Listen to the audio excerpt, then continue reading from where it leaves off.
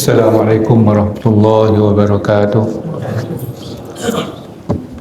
Alhamdulillahilladzi hadana lihadza wa ma kunna linahtadiya laula an hadana Allah. Salatu wassalamu ala asyrafil anbiya'i wal mursalin wa ala alihi wa ashabihi wa man tabi'ahum bi ihsan ila yaumiddin. Amma ba'du fa ya ayyuhal muslimun rahimakumullah.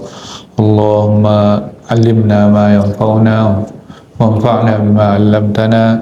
Subhanaka la ilma lana illa ma 'allamtana innaka antal alimul hakim. Kaum muslimin sidang jamaah subuh rahimakumullah, senantiasa rahmat Allah tercurah kepada kita. Bersyukur kita sudah bangun dalam keadaan sehat walafiat. Kemudian kita dapat dilapangkan waktunya untuk mengikuti pelajaran kita ilmu tauhid dalam kitab Kifayatul Awam ini. Kita sudah sampai kepada sifat-sifat yang mustahil bagi Allah Subhanahu wa taala. Itu yang kelima, al-khamisatu, yaitu halaman 62, 63, paling bawah, baris paling bawah sebelah kiri.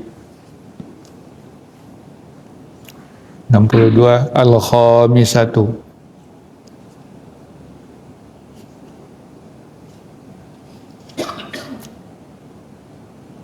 Bismillahirrahmanirrahim.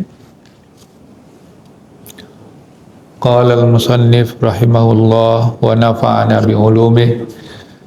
Al-khamisatu al-ihtiyaju ila mahallin ay zatin yaqumu biha aw ila mukhassisin ay mujid aw mujidi ta'ala Allah an zalika wa hadza diddul qiyami bin nafsi. Yang kelima adalah al-ihtiyaj, berkehendak atau membutuhkan atau memerlukan, ila mahallin, kepada tempat. Artinya kepada suatu zat yang dia berdiri di atasnya. Au ila mukhassis, atau kepada yang menentukan. Maksudnya yang mengadakan Allah SWT dari demikian. Wa hadza diddul qiyami bin nafsi. Ini adalah lawan dari qiyamuhu bin nafsi. Allah Ta'ala berdiri pada zatnya. Kemudian as-sadisatu at-ta'addudu bima'na tarkibi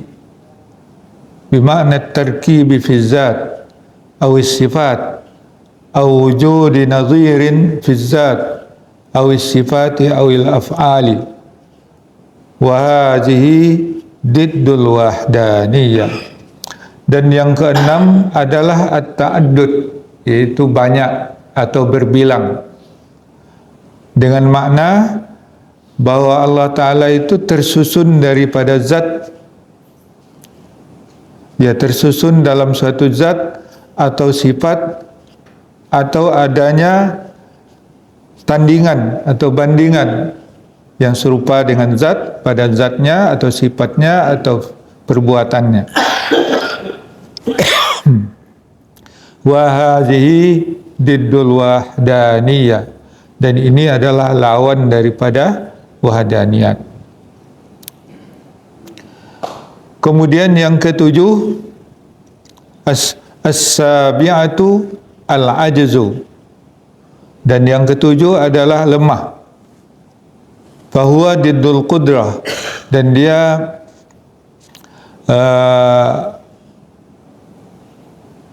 lawan daripada kudrat atau kuasa.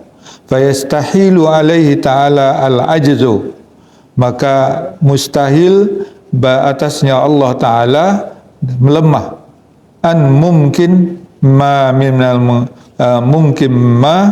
mumkinat, dari lemah dari segala sesuatu yang mungkin, dari segala yang mungkin. Ya, sampai situ dulu. Jadi ini sifat yang mustahil bagi Allah SWT setelah 4 sifat yang pertama, yaitu Allah Ta'ala itu wajib bersifat wujud, maka mustahil bagi Allah Ta'ala bersifat adam, yaitu Allah tidak ada. Kalau bagi orang yang mengatakan Allah tidak ada, maka itu dia orang ateis. Yang kedua, hudus, baru Allah Ta'ala. Maka siapa itu mustahil bagi Allah Ta'ala, kerana Allah wajib bersifat qidam. Kalau Allah Ta'ala baharu, berarti ada yang menciptakannya. Dan yang ketiga adalah fana, lawan daripada baqa. Itu Allah Ta'ala mustahil dia akan hilang atau berakhir, bahawa Allah Ta'ala itu kekal abadi selama-lamanya. Yang keempat adalah Allah Ta'ala serupa, serupa dengan makhluknya atau dengan yang lain dari zatnya.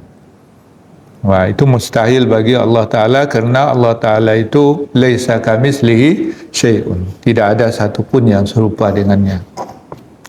Kemudian yang kelima adalah yang wajib bagi Allah Ta'ala qiyamu bin nafsi, al-qiyam bin nafs.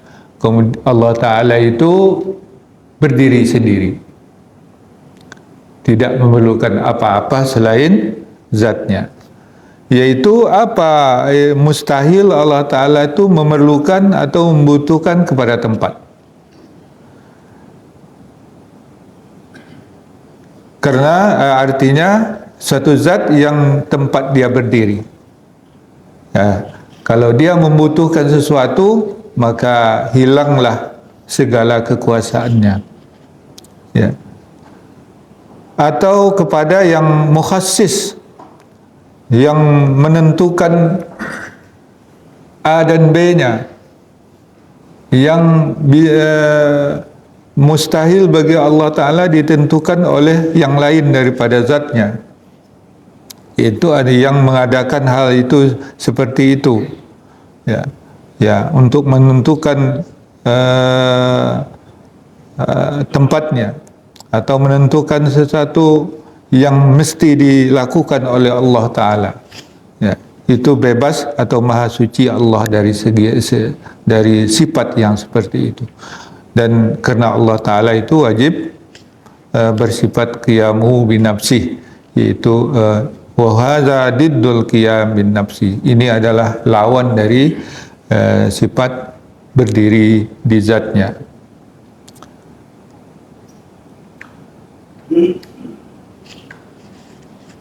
Itu yang kelima. Dan ini dinyatakan oleh Allah Ta'ala, bahwa Allah menciptakan segala sesuatu. Yakhluqu ma yasha wa yakhtar. Itu apa nama? Huwal hayyul qayyum laisa kamislihi syai'un, dan terusnya ayat-ayat yang menjadi dalil naqlinya. Kemudian yang keenam, at-ta'addud. Jadi Allah Ta'ala mustahil dia berbilang. Ada zat selain Allah Ta'ala, ada Tuhan selain Allah SWT. Itu siapa yang percaya bahawa ada Allah itu muta'addid, yaitu berbilang lebih dari satu, maka itu disebut musyrik atau menyekutukan Allah Ta'ala.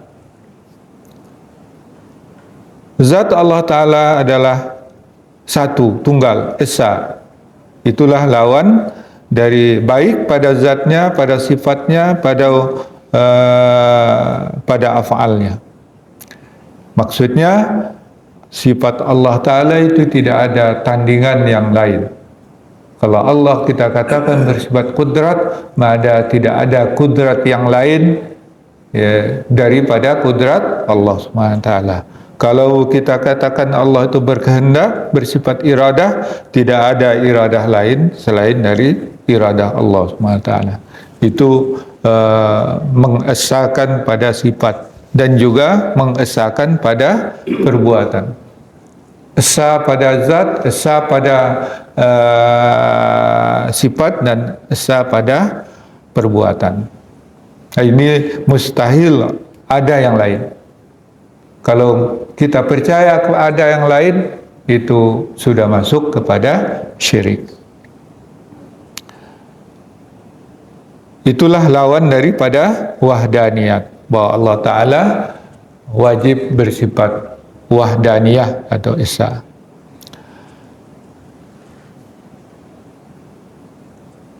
Kemudian yang ketujuh, lemah. Mustahil bagi Allah Ta'ala bersifat lemah. Kalau lemah itu dia bukan Tuhan itu. Jadi kemahakuasaan Allah Ta'ala itu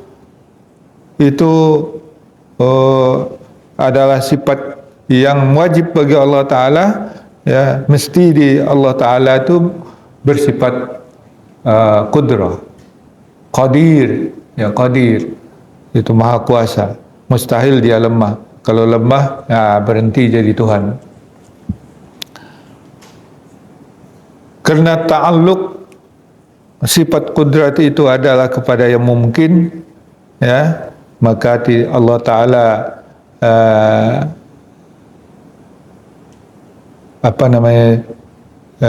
tidak akan bisa dilemahkan, dan tidak ada yang melemahkan, dan tidak ada yang menandingi kekuatan daripada Allah Subhanahu wa taala. La haula wala quwwata illa billahil aliyyil azim. Wa kana Allah liyu'jizahu fis samawati wa ma fil ardh. Dan Allah Ta'ala tidak ada satupun yang akan melemahkan dia. Ya, ya sebagaimana yang disebutkan oleh Allah mengenai sifatnya yang maha kuasa. Wa huwa innahu ala kulli syai'in qadir. Ya.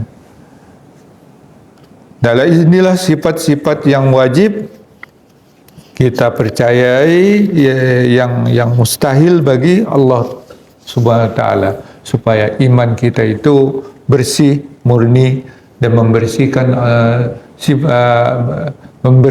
zat Allah Ta'ala dari segala sifat-sifat yang tidak layak, yang tidak masuk akal dan atau mustahil bagi hak Allah Subhanahu wa taala. Adapun oleh sebab itu memahami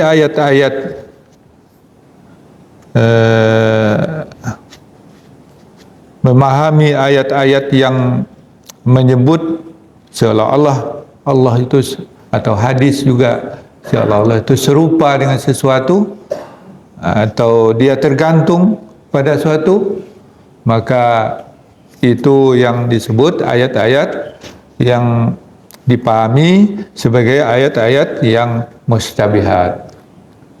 Karena sudah jelas dikatakan oleh Allah, tegas dikatakan oleh Allah Subhanahu wa taala akan hal-hal yang sifat yang wajib baginya. Bahwa laisa kamitslihi syai'un huwal hayyul qayyum. Ya. Huwal awwal wal akhir wal batin. Wal awwal wal akhir wal zahir wal batin. Wa huwa bikulli syai'in alim. Dan itu semuanya adalah sifat-sifat yang secara tegas disebutkan oleh Allah mengenai sifat zatnya. Maka ayat-ayat atau hadis yang menyebutkan keserupaan dengan Allah, maka itu termasuk ayat mustabihat. Kita memahaminya, diserahkan maknanya kepada Allah Subhanahu wa taala, atau diberi makna yang layak bagi zat Allah Subhanahu wa taala. Itulah yang diikuti oleh para ulama, para ulama kita dari salaf as-saleh sampai sekarang. Bagi Bapak Ibu yang mendiskusikan hal seperti itu, silakan.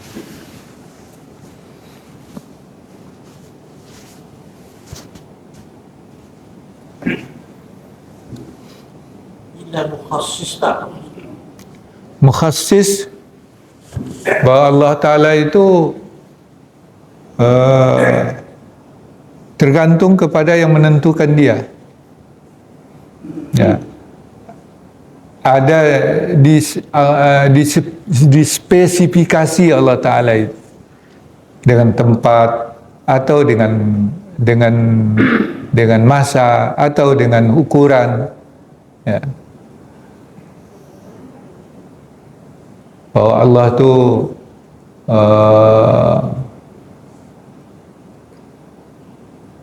apa namanya itu panjang, terpendek,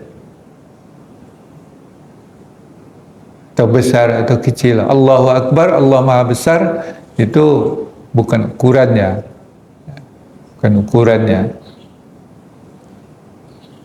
Ya, tapi sifat-sifatnya seperti itu. Artinya Allah Maha Agung. Mukhassis itu dari khassasa yukhassisu, menentukan. Mukhassis yang menentukan. Allah itu tidak ditentukan oleh siapa-siapa. Tidak ada yang menentukan dia. Apakah itu ditentukan dengan tempat? Ya kan perdebatannya itu disebut Allah itu di langit. Itu namanya mukhassis. Sudah ditentukan Allah itu di langit. Ya. Ada tempatnya. Nah, itu yang dipahami oleh kawan-kawan, sebagian kawan. Ya. Amintum man fis samawati wa ay yakhsifa bikumul amintum man fis samai ay yakhsifa bikumul ard fa idza hiya tamur. Jadi man fis sama itu diartikan dengan Tuhan. Kemudian diperkuat oleh hadis jariyah, itu yang diperdebatkan itu. Ya. Hadis seorang budak, ya, yang mengatakan di Allah, siapa bertanya aina Allah, di mana Allah, dijawab oleh budak itu fis sama. Ya. Nah, itu yang dijadikan alasan Allah itu ada mukhassisnya, ditentukan, yaitu langit dan juga arash, karena Allah menyebut Ar-Rahman alal arsy istawa. Ya. Nah, itu berarti arash sudah mukhassis, dia duduk, diartikan duduk bersila, berarti sama dengan kita. Nah, ayat-ayat seperti itu bertentangan dengan ayat-ayat yang menyatakan Allah Ta'ala itu lam yakul lahu kufuwan ahad, laisa kamitslihi syai'un. Oleh sebab itulah ayat-ayat itu dimasukkan ke dalam kategori mustabihat. Karena Allah yang mengatakan wallazi anzala alaikum alaikal kitab minhu ayatum muhkamatun hunna ummul kitab wa ukharu mutasyabihat. Ya. Fa ammal ladzina fi qulubihim zaygun fayattabi'una ma tashabaha minhu ibtigha al-fitnati wa ibtigha ta'wili wa ma ya'lamu ta'wilahu illallah warrasikhuna yaquluna amanna bi kullum min indi rabbina wa ma yadhakkaru illa ulul albab. Nah, itu pernyataan dari Allah SWT. Kami turunkan kepada dialah yang menurunkan kepada engkau Alkitab. Di antaranya dia ayat-ayat yang muhkamat. Itulah umul kitab. Dan sebagiannya mustabihat, yang mustabihat. Ya. Cuma takwilnya ini ya tidak mengikuti kehendak kita. Tapi untuk kalau orang Mu'tazilah, takwil itu yang mentakwilkan ayat-ayat mustabihat itu dihukum oleh akalnya. Jadi akalnya yang dasarnya untuk mentakwilkan. Kalau ulama ahlu sunnah yang menyebabkan terjadi takwil itu karena adanya pertentangan antara dalil. Bagaimana kita memahami satu ayat menyebut begini, ayat lain yang menyebut begini, sehingga dia ta'arud atau bertentangan. Ya, dua cara memahami. Yaquluna amanna bi kullum min indi rabbina. Itu beriman saja. Itu datang dari Allah SWT. Apa maknanya? Serahkan kepada Allah SWT. Tapi yang cara kedua dibuat ataf warasikhuna fil ilmi wa ma ya'lamu ta'wilahu illallah. Ya. Dan waw itu dibuat waw ataf warasikhuna fil ilmi. Ya. Kedua-duanya digunakan. Orang yang rasikh, yang didasarkan oleh ilmu pengetahuan yang mendalam dia dalam pengetahuan dari tentang Al-Quran dan hadis, itu mengetahui takwil. Oleh sebab itu sebagian sahabat mentakwil, seperti Ibnu Abbas mentakwil sebagian ayat, ya, dan juga tafwid sebagian ayat. Ya. Tafwid itu menyerahkan maknanya kepada Allah SWT. Sedangkan takwil itu memberi ayat itu, memahami ayat itu dengan sifat yang layak bagi Allah SWT. Karena ta'arudnya atau bertentangannya dengan ayat-ayat yang lain. Itu saja, dari titik. Kalau kita berdebat terus, tidak juga kan selesai, karena perdebatan itu sudah lama, sudah berabad-abad, sejak di zaman salaf itu lagi. Sejak zaman salaf itu sudah sengit perdebatannya. Kita teruskan lagi berdebat, tidak akan selesai sampai hari kiamat. Mendingan kita beramal atau percaya kepada apa yang kita dapat, yang kita ketahui masing-masing. Saling menghormati pendapat yang lain. Seperti itu. Ya. Dalam sifat-sifat yang wajib yang ada dari akal, ada dari akal. Iya. Tapi sebenarnya mustahil ini kok tidak ada dari akal.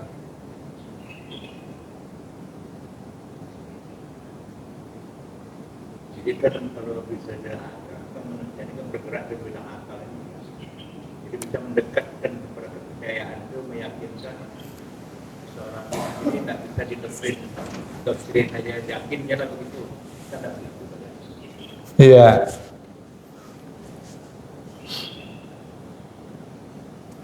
Dia apabila kita mengisbatkan sesuatu, berarti lawannya tertolak otomatis.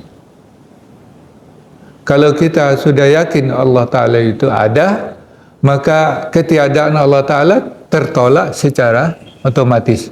Maka dalilnya sama. Ya, sama dia. Kalau kita percaya kepada ini, berarti tertolaklah lawannya.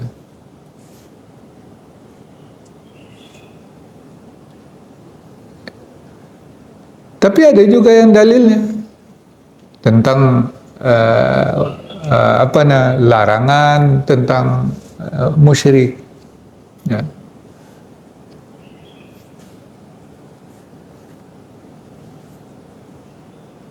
Wa minan nasi may yattakhidhu min dunillahi andada. Ya.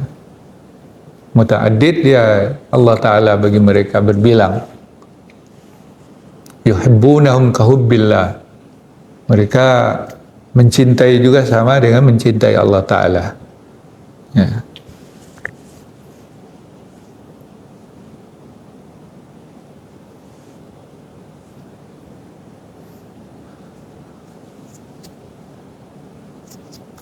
Seperti ayat yang kita bacakan, bahwa kana Allah liyu'jizahu fis samawati wala fil ard.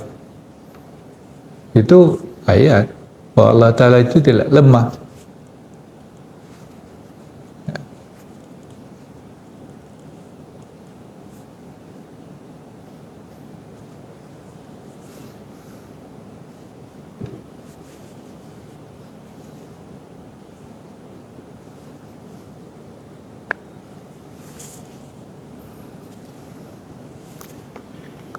Baik, kalau tidak ada lagi, mudah-mudahan sudah dapat kita pahami. Yang kita percaya, kalau kita yang percaya, wajib mempercayai sifat-sifat Allah yang wajib. Ya. Dan menolak, membersihkan Allah, zat Allah dari segala sifat yang mustahil itu. Itu gunanya. Kita membaca subhanallah, subhanallah itu maha suci Allah, itu maksudnya maha suci Allah dari segala sifat yang mustahil dan segala sifat yang kurang, dari segala sifat yang negatif. Itu makna dari subhanallah, maha suci Allah. Maha suci dari apa?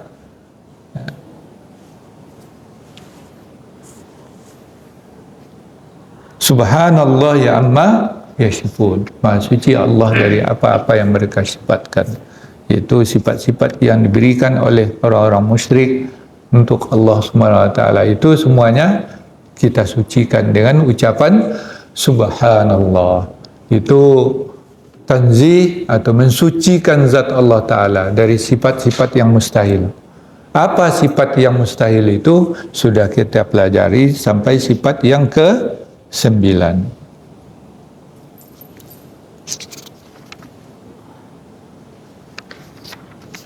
Wallahu a'lam bishawab. Mudah-mudahan iman kita menjadi bertambah kuat kepada Allah Subhanahu wa taala dan terhindar dari sifat-sifat yang merusak keimanan kita. Amin ya rabbal alamin. Subhanakallah hamdika asyhadu an la ilaha anta astaghfiruka wa atubu ilaik. Wassalamualaikum warahmatullahi wabarakatuh.